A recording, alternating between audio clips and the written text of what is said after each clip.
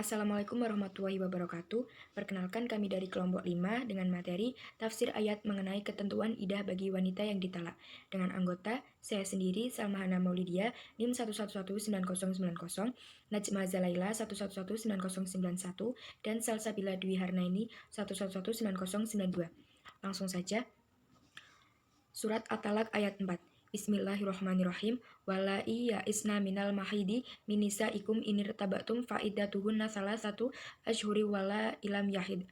Wa ulatul ahmali ajaluhunna ayyadha'na hamlahun. Wa mayyatakilah yaj'allahu min amrihi yusra. Yang artinya, dan perempuan-perempuan yang tidak lagi haid atau menopause di antara perempuan-perempuan jika kamu ragu-ragu tentang masa idahnya, maka masa idah mereka adalah 3 bulan. Dan begitu pula perempuan-perempuan yang tidak haid dan perempuan-perempuan yang hamil, waktu idah mereka itu ialah sampai mereka melahirkan kandungannya. Dan barang siapa yang bertakwa kepada Allah Subhanahu wa Ta'ala, niscaya Allah menjadikan baginya kemudahan dalam urusannya. Asbabun Nuzul Surat At-Talaq ayat 4 diriwayatkan oleh Ibnu Jarir, Ishaq bin Rawaih, Al-Hakim, dan lain-lain yang bersumber dari Ubay bin Ka'ab. Isnad hadis ini sahih, bahwa ketika turun ayat tentang idah wanita di dalam surat Al-Baqarah ayat 226 sampai 237, para sahabat berkata, masih ada masalah idah wanita yang belum disebut di dalam Al-Quran, yaitu idah wanita muda yang belum haid, yang sudah tua, tidak haid lagi, dan yang hamil. Maka turunlah ayat ini, At-Tolak ayat 4, yang menegaskan bahwa masa idah bagi wanita muda yang belum haid dan wanita yang sudah berhenti haid ialah 3 bulan. Sedang idah bagi wanita hamil ialah hingga melahirkan. Diriwayatkan oleh Mutakil dalam tafsirnya bahwa Khalid bin Amr bin Al-Jamuh bertanya kepada Nabi SAW tentang idah wanita yang sudah tidak haid lagi. Maka turunlah ayat ini, At-Tolak ayat 4, sebagai jawaban atas pertanyaan tersebut. Tafsir Surat At-Talaq ayat 4. Wanita-wanita tertalak yang menopause karena usia yang sudah tua, jika kalian ragu-ragu bagaimana idah mereka, maka idah mereka adalah 3 bulan. Dan wanita-wanita yang belum sampai pada umur haid karena masih muda, maka idah mereka adalah 3 bulan juga. Adapun wanita-wanita yang hamil, batas idah mereka karena ditalak atau karena ditinggal mati suami adalah jika mereka telah melahirkan. Barang siapa bertakwa kepada Allah Subhanahu wa Ta'ala dengan menjalankan segala perintahnya dan menjauhi segala larangannya, niscaya Allah Subhanahu wa Ta'ala memudahkan berbagai urusan dan kesulitannya. Ya, untuk selanjutnya yaitu surat At-Talaq ayat 5 sebagai yang terlampir itu ayatnya. Dan terjemahan dari surat At-Talaq yaitu, itulah perintah Allah yang diturunkannya kepada kamu, dan barang siapa yang bertakwa kepada Allah, niscaya dia akan menghapus kesalahan-kesalahannya dan akan melipat gandakan pahala baginya. Dan ini adalah penafsiran global surat At-Talaq ayat 5 secara global. Yang pertama yaitu, hukum talak dan idah yang disebutkan itu adalah hukum Allah yang diturunkannya kepada kalian. Wahai orang-orang beriman, untuk kalian laksanakan.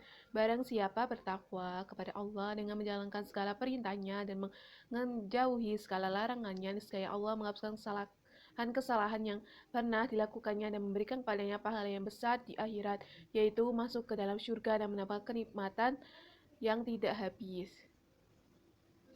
Dan ini tafsiran menurut Quraisy Shihab atau Al-Misbah, yaitu masalah pemberlakuan hukum adalah urusan Allah, bukan yang lain yang diturunkan kepada kalian.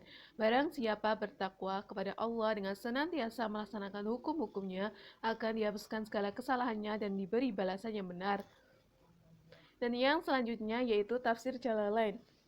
Itulah yaitu hal-hal yang menyangkut masalah idah adalah perintah Allah atau hukumnya yang diturunkannya kepada kalian.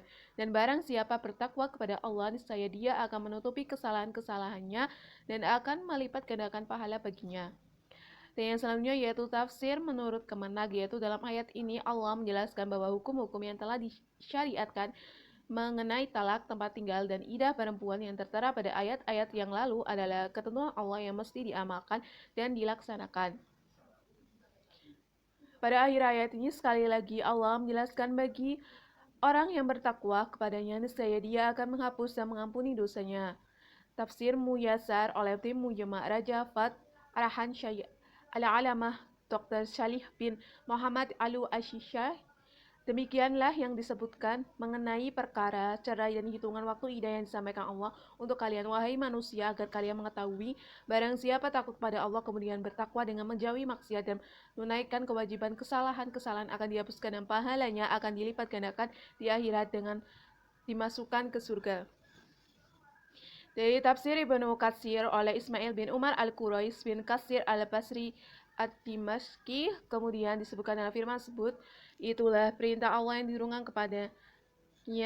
turunkannya kepadamu, yaitu hukum syariatnya. Dia telah menurunkannya kepadamu melalui Rasulullah Shallallahu Alaihi Wasallam.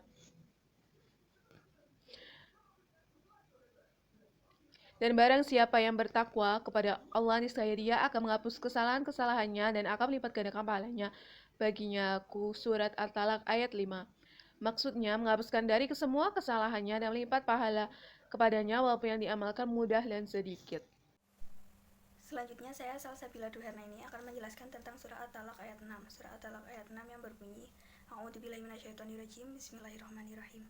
Askinuhunna min haitsu sakantum min wujdikum wa la tudarruhunna litudayyiqu alaihin. Wa in kunna ulati hamlin fa'anfiqu alaihinna hatta yada'na hamlahun. Fa in arda'na lakum fa'atuhunna ujurahun wa'tamiru bainakum bima'ruf. Wa in ta'asartum fasaturdi'u lahu ukhra. Yang arti dari ayat tersebut adalah, tempatkanlah mereka para istri di mana kamu bertempat tinggal menurut kemampuanmu, dan janganlah kamu menyusahkan mereka untuk menyempitkan hati mereka. Dan jika mereka istri-istri yang sudah ditalak itu sedang hamil, maka berikanlah kepada mereka nafkahnya hingga mereka bersalin. Kemudian jika mereka menyusukan anak-anakmu untukmu, maka berikanlah kepada mereka upahnya. Dan musyawarahkanlah di antara kamu segala sesuatu dengan baik. Dan jika kamu menemui kesulitan, maka perempuan lain boleh menyusukan anak itu untuknya.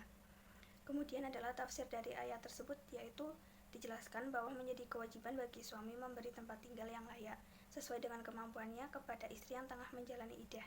Tidak boleh sekali-sekali ia berbuat yang menyempitkan dan menyusahkan hati seorang istri dengan menempatkannya pada tempat yang tidak layak atau membiarkan orang lain tinggal bersamanya, sehingga ia merasa harus meninggalkan tempat itu dan menuntut tempat lain yang disenangi. Jika istri yang ditalak bain sedang hamil, maka ia wajib diberi nafkah secukupnya sampai melahirkan. Apabila ia melahirkan, maka habislah masa iddahnya. Namun demikian, karena ia menyusukan anak-anak dari suami yang menceraikannya, maka ia wajib diberi nafkah oleh sang suami sebesar yang umum berlaku. Sebaiknya seorang ayah dan ibu merundingkan dengan cara yang baik tentang kemaslahatan anak-anaknya, baik mengenai kesehatan, pendidikan maupun hal lainnya. Di sejumlah negara muslim, hak-hak perempuan yang dicerai telah diatur secara khusus dalam undang-undang. Apabila di antara kedua belah pihak tidak terdapat kata sepakat, maka pihak ayah boleh saja memilih perempuan lain yang dapat menerima dan memahami kemampuannya untuk menyusukan anak-anaknya. Sekalipun demikian, kalau anak itu tidak mau menyusu pada perempuan lain, tetapi hanya ke ibunya, maka sang bapak wajib memberi nafkah yang sama besarnya seperti nafkah yang diberikan kepada orang lain tersebut. Dan yang selanjutnya yaitu surat At-Talaq ayat 7, sebagian ayatnya terlampir sebagai berikut. Dan kemudian terjemahan surat At-Talaq ayat 7, yaitu hendaklah orang yang mempunyai keluasaan memberi nafkah menurut kemampuannya, dan orang yang terbatas rezekinya hendaklah memberi nafkah dari harta yang diberikan Allah kepadanya. Allah tidak memberi beban kepada seseorang melainkan sesuai dengan apa yang diberikan Allah kepadanya. Allah kelak akan memberi kelapangan setelah kesempitan. Tafsir ayat At-Talaq ayat 7 yaitu, hendaklah orang-orang yang mempunyai keluasaan dalam harta itu memberikan nafkah kepada istri yang sudah ditalaknya dan anaknya sesuai dengan kemampuannya. Barang siapa yang disempitkan rezekinya, maka hendaklah ia memberi nafkah dari apa yang diberikan Allah kepadanya. Allah tidak memberi kepadanya, dia tidak membebani lebih daripada itu dan lebih daripadanya kemampuannya. Setelah kondisinya sempit dan susah, Allah akan menjadikan kelapangan dan kekayaan. Ya, sekian presentasi dari kelompok kami. Wabillahi taufiq wal hidayah. Wassalamualaikum warahmatullahi wabarakatuh.